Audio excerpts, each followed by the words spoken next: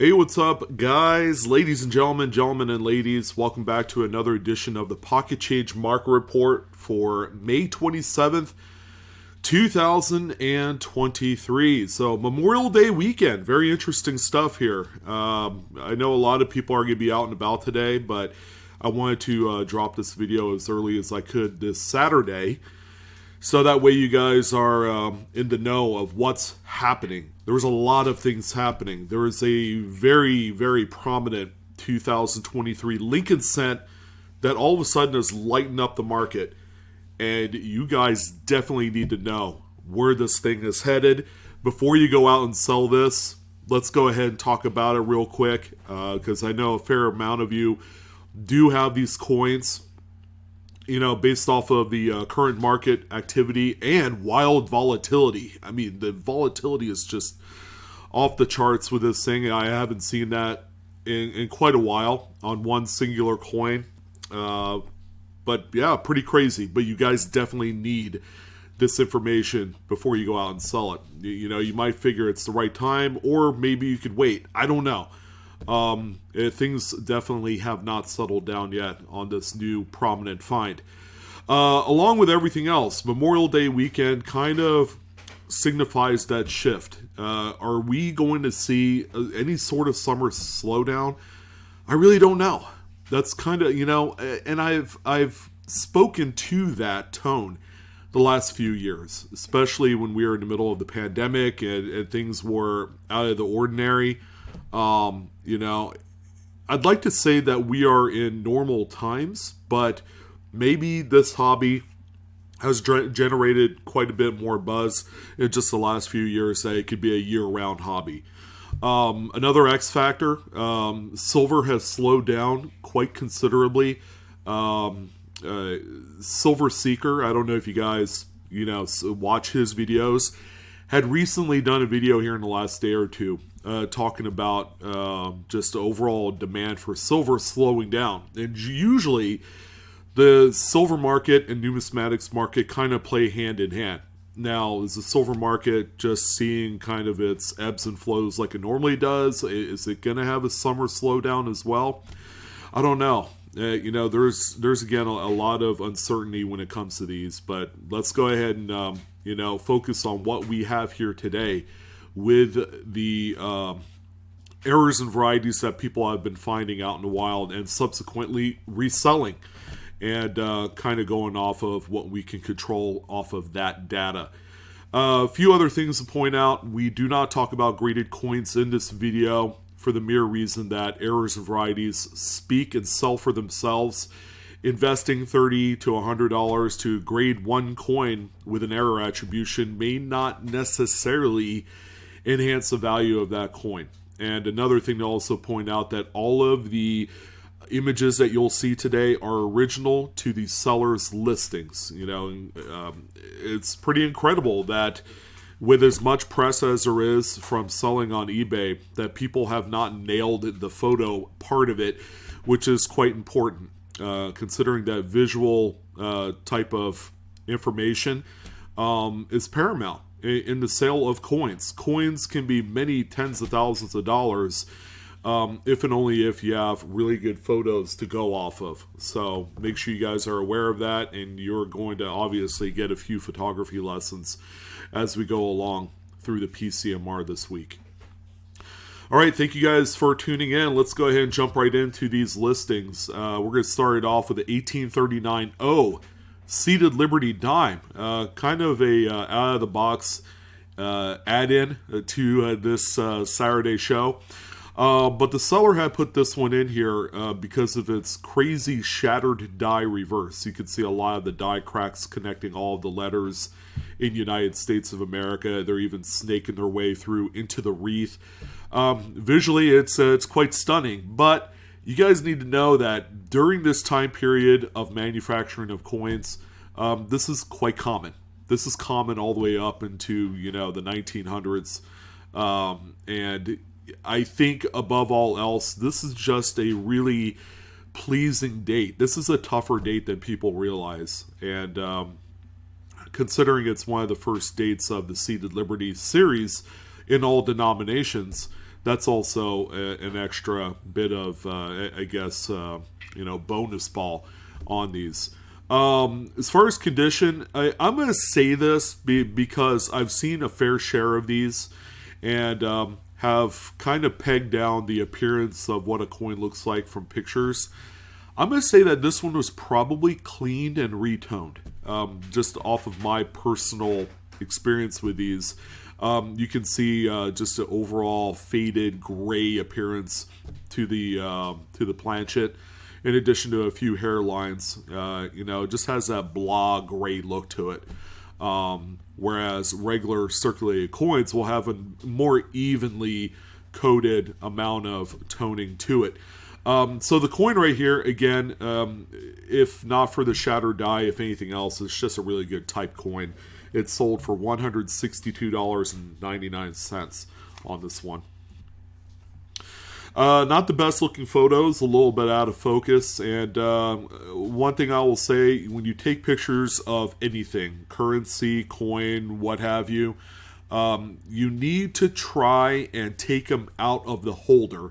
There's a sticker right on the sleeve here that is distracting to the actual note itself, and it doesn't look too well for the sale either. So when you come across these and you have them, make sure you remove them out of the holder, take the picture on the table nice and flat, and you should be in good shape. So this is a silver certificate. It's a 1935E, and this one right here has a gutter fold right down, kind of like left of the portrait there. The paper sheet prior to the print of the note had a wrinkle in it. So the wrinkle was never stretched out at any one point. It was printed over. You could see on the reverse that at some point it was stretched out when the back print was applied. This note right here is sold for $34.33 with 19 bids. Overall, it's a pretty beat up, well-circulated piece. Kind of hard to believe that this one, lasted as long as it did out in circulation. Here's another good one here too. It's, again, you just never know what you're going to find on just good old junk constitutional silver. And we have a 1946 Philadelphia Walking Liberty half dollar, and you'll see that there's a fair amount of circulation wear on this coin. I mean, it's good for melt, if anything else. But if you come across things like this, where you have some devices missing, okay, this is attributed to a strike through, possibly quite a bit, chunk of grease that was on the die prior to when this was struck. And most of $50 is missing on this one, so pretty nice find. But essentially a coin that can be had today for about $10, $11 in today's silver market. This one ended up selling for $42.99. So it's always a good idea to take a close look on all of your silver. Whatever your feelings are to errors in the numismatic side of things. If you're just simply a stacker, go about your business, whatever. But you could turn this into $40 and then go out and buy 3 or 4 more 90% silver halves, and then continue on with your whole stacking philosophy. So, nothing against stackers. It's just, you could extend out, I suppose, the idea that things can happen and will certainly happen on these coins because these are things that were made by man. So it's only going to be prudent to know that errors do occur. This one was quite shocking. I mean, it's just a single curved clip right on this coin. However, it's a 1948S. A much tougher date to find something like this on. And San Francisco minted coins, you just don't see them that much anyways. This one right here was scooped up as a buy it now listing for $55, which is quite a bit more than what these normally go for. I generally see them for about, like $5 to $20 with a single clip. Again, really dependent on what the coin is. All right, another piece of currency here. This one's actually quite neat, but it hasn't gone out into the numismatic community as much as it should. And I think it's really due a little bit more press than what people realize. But this is a 2013 $1 bill. If you're looking at this and noticing that the left side serial numbers are almost black, you're not seeing things. It's not a photographic issue. This is what they call an inkwell contamination error, which means some of the black ink had seeped into the green inkwell made specifically for the left side serial numbers of this particular print. So in that case, it's going to turn the green into an almost kind of like a dark green blackish color. And it usually affects just the left side of the serial number area, or the left serial number string rather than the right. But a lot of what I've seen have come from 2013 series notes. They probably have fixed this and resolved it by now. Because we haven't seen too many others on like 2017s. So with that being said, a pretty nice price tag on this one. It ended at $69 with 15 bids. So there's quite a few people that know about it and are willing to pick them up raw for this price point. Now, if the note were in better condition, it probably would have been $100 or so. But yeah, keep this in mind. If you come across these, they are definitely a lot more something than nothing. So this coin right here was incorrectly attributed in the listing. The seller had placed this one on as being a full mirrored brockage, and it's not that. It is a coin that was struck through a later stage cap die. Later stage enough where you could begin to see some of the underlying devices from the die that had struck through that thin cap die at this point. Now, the reason why it's not a brockage, it's not an early state cap die where you still have some of the reverse designs on there that show through onto the weakly struck area of the coin. So with these cap die strikes, okay, when you look at the reverse, you have a nice strong strike. On the front, it's going to be nice and mushy like you see here. These, for the longest time, were incorrectly attributed as major struck through grease, which is understandable. But, you know, even those particular coins, you're going to still see a fair amount of just regular details like you normally would. This coin ended up selling for $50. So you can see that this one is pretty well circulated. They are out there for the taking. Always look out for these. Pretty neat one. Again, quite minor by all accounts, but this is a 1906 Indian head cent with just a little bit of a sheet clip. You can see it right above the word United on the obverse, and it does have a little bit of a Blakesley effect on the opposite side of that anomaly. Quite minor, but still, I mean, would you toss this thing back? Probably not. The coin still ended up selling for $23.75, which again, way better than how much a coin is raw. Another Indian head cent. Boy, this is a nice one here. This is an 1883 Indian head. This is a doubled die reverse. It's also attributed as snow number 6. So when we look up close here, you're going to see a good amount of doubling in the arrows, in the ribbon, the bow, and also some of the leaves of the wreath as well. So this is overall just generally pretty nice coin here.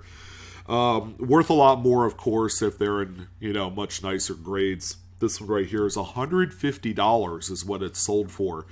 And again, you don't have to grade these. If your first inclination is like, ooh, I found this thing and I need to grade it, because that's what, you know, the online community says you should do, you should probably not do it, because it will still be a $150 coin after you've invested $30 to send it to NGC or some other company.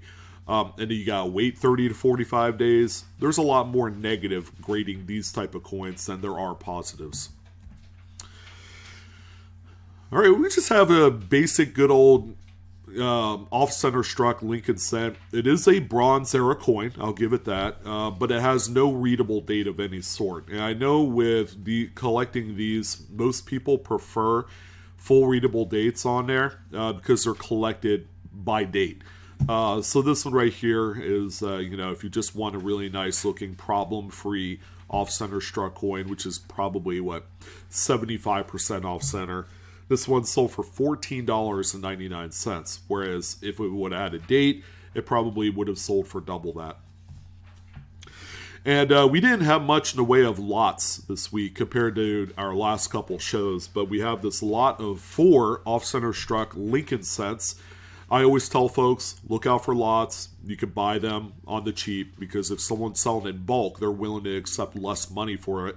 But the idea is you take each individual coin and relist them as a buy it now. And then at the end of the day, once they all sell, you want to try and double up your money. All right. I always find these to be effective type of like supplemental type listings where you're not dependent and 100% relying on the sale of these coins, but when they do sell, they go toward your bottom line.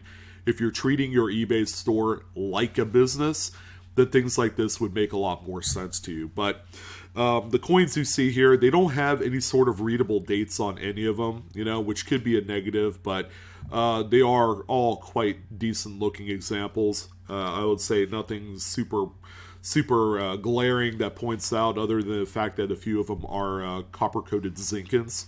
As a matter of fact, I think they all are. So this 4 coin set sold for $34.79 with 16 bids. So this was a coin that we had highlighted on the live coin Q&A stream a few nights ago. As a matter of fact, just four nights ago, we had talked about the same very coin, and the submitter actually ended up selling it on eBay.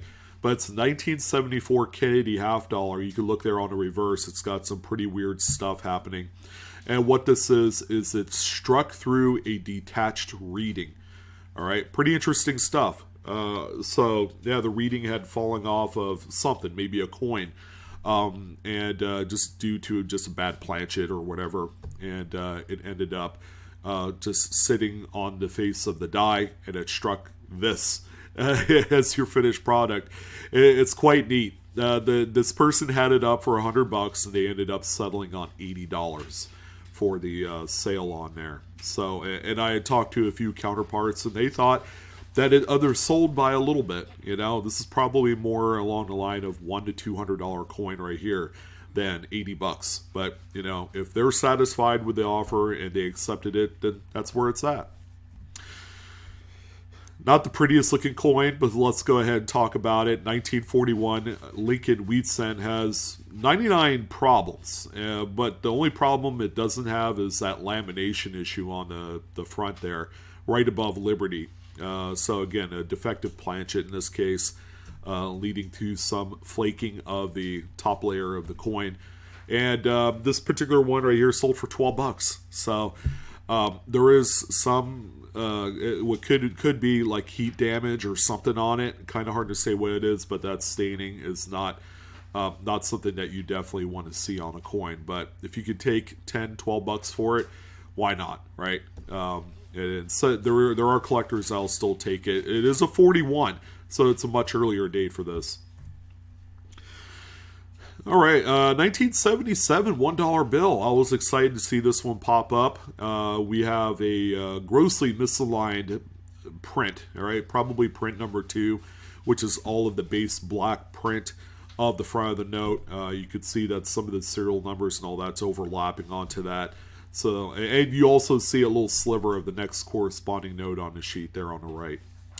When we look at the back, the print is, I'm not going to say perfectly centered, but it's within tolerances. This doesn't really, attract my attention if I were looking through notes and find, the back slightly off center to the left. That's nothing to me. So this misaligned print note sold for $56.39 with 17 bids. And the note is in really fantastic shape. It looks crisp, uncirculated. Also, we had a double struck Lincoln 1986D. Not a great looking coin either. I mean, this thing is a Zinkin, and you have a lot of exposed Zinkin, or zinc rather, that's beginning to, I guess, corrode just under general oxidation and wear. But yeah, I mean, you know, if this doesn't suit your needs in your collection, just sell it because it will still have some value. Now, the big redeeming thing about this coin is it has 2 full readable dates, which is very important to a double struck collector. This one sold for $33.10 with 11 bids, and that is the right call. Here's another struck through cap die. This one has more of a blockage on there because you could actually see a faint look of the torch and all that great stuff on there. So this was struck through an earlier state of a cap die because you could still see the reverse details on there. But you have a pretty well struck reverse on there as well.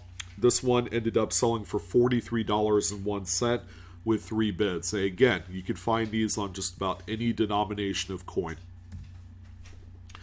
And another one that's a constant regular seller, 1995 Lincoln Memorial Cent with the doubled die obverse, or the FS101.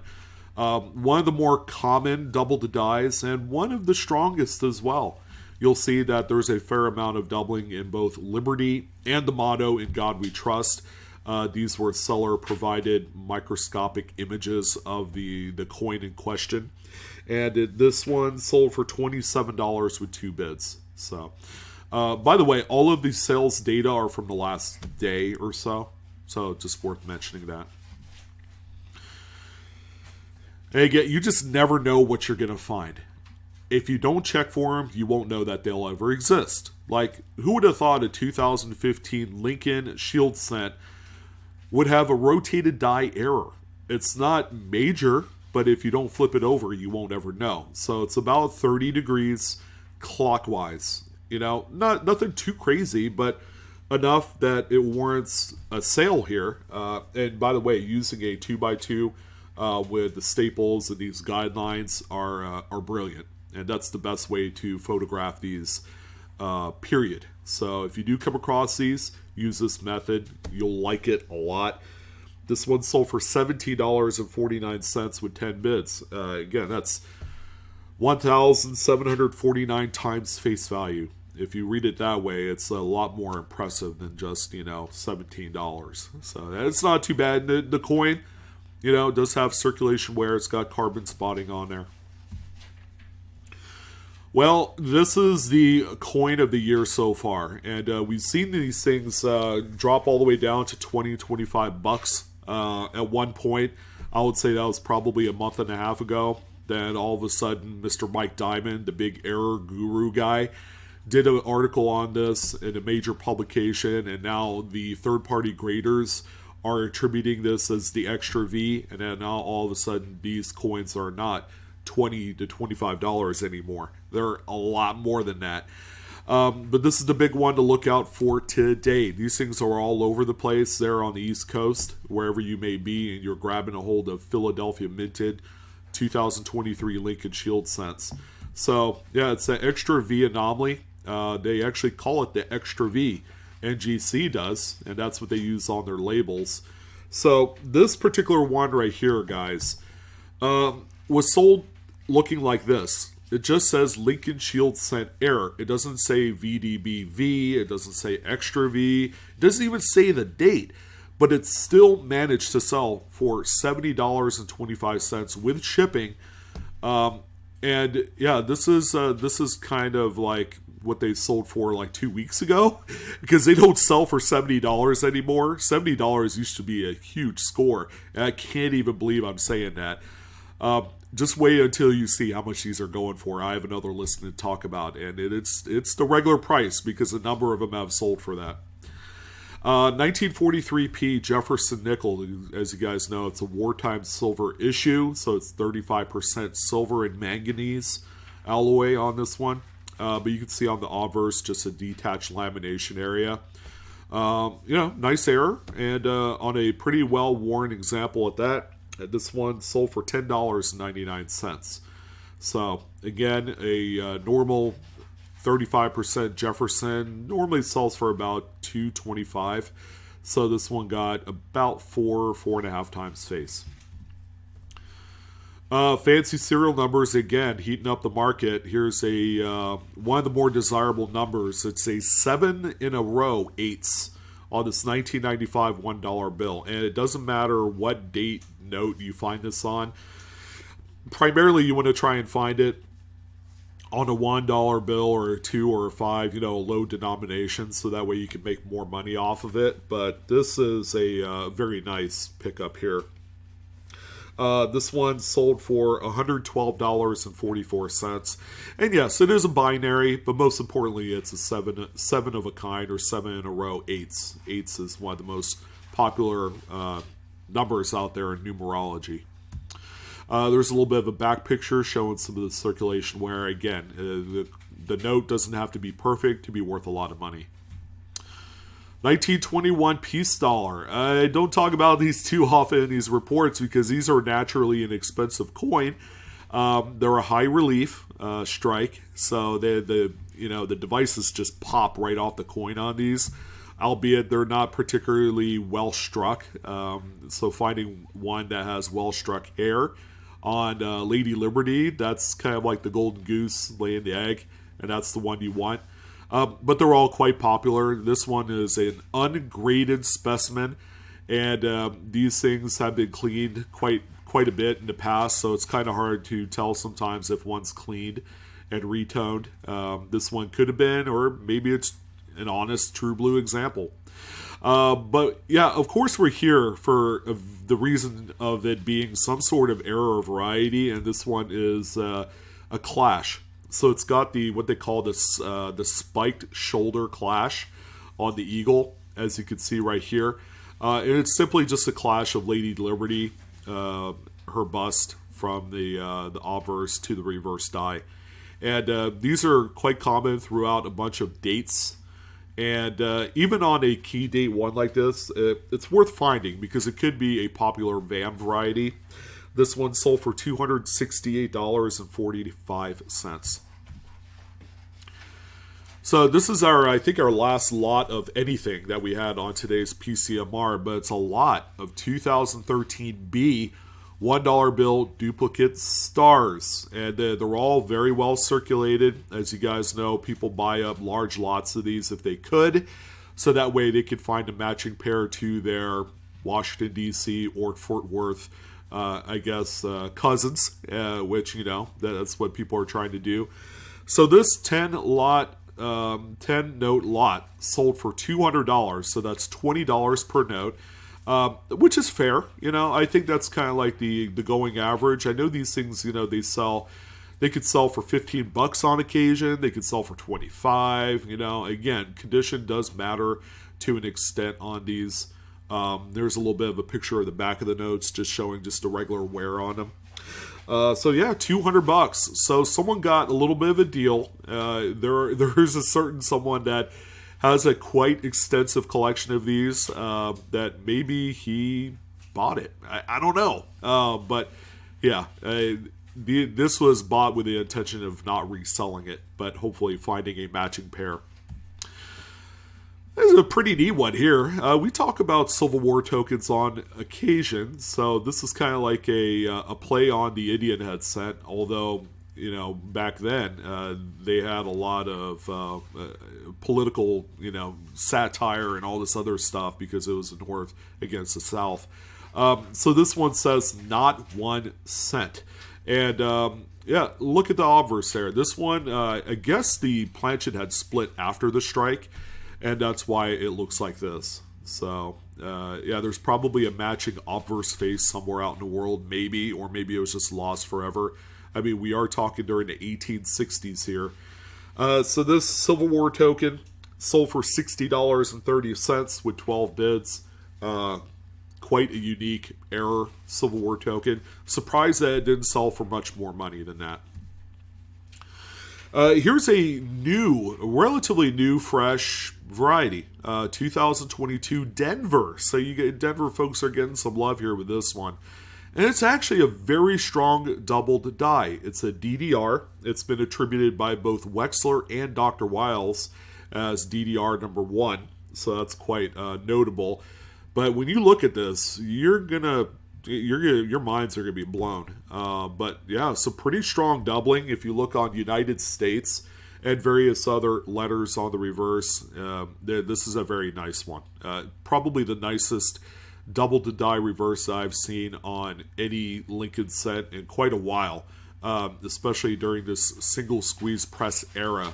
So this particular coin right here, while not well known as far as the news is concerned, sold for $18.87. So maybe more of this will come out into the fore, and people will know that this is a good one to find. Now, it's not every day you come across something like this that's not graded, but we all know that this is a bicentennial $half off center. Well, it looks to be about 25-30%. It's quite major. You're not gonna miss this one. It doesn't matter if you're a collector or a non-collector. This one should captivate your attention. This one sold for what I expect to be a very healthy amount of money, $261.25. Then that is with 23 bids, it looks like. Here's another good one here. But photographically, it missed on a few things. I'm sorry, I'm trying to think about it. But the note wasn't entirely photographed.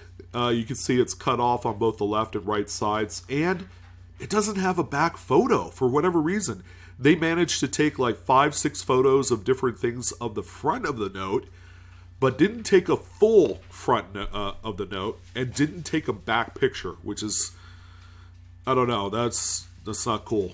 I mean, you can do whatever you want, I suppose, but as far as maximizing the opportunity here, should have done both of those. But as you can see, we have a grossly misaligned overprint, shifted all the way to the right, but probably by a good maybe half an inch or so.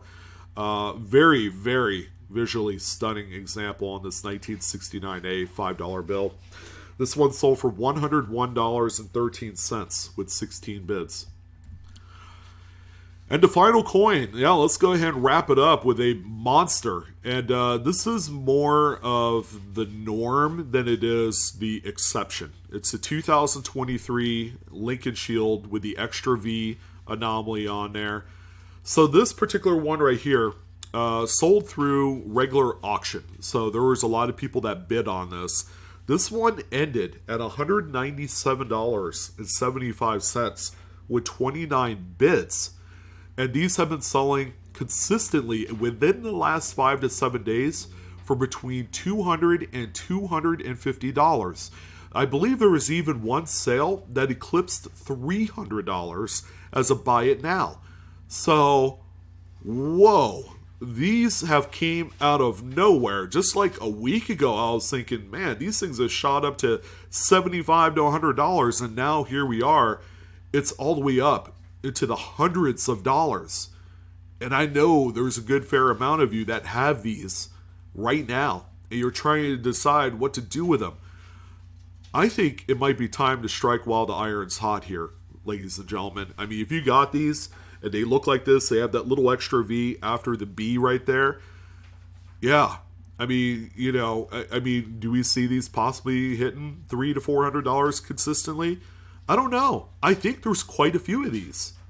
I really do, because I've seen quite a few people post them, on forum chat pages like Coin Talk, Coin Community. Coin Community especially has a pretty good thread on these right now. And then on Facebook, and you're seeing all these sales on eBay. I mean, if people are paying the level of money that these are currently commanding, I mean, it'd be kind of a no-brainer, especially if you found these, in numbers, in droves.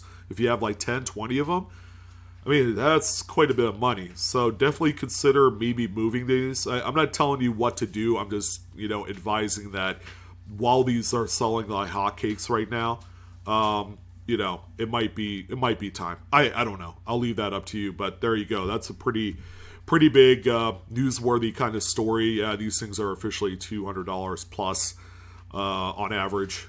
So that's going to go ahead and do it. I wish you guys nothing but the best for all of your hunting endeavors.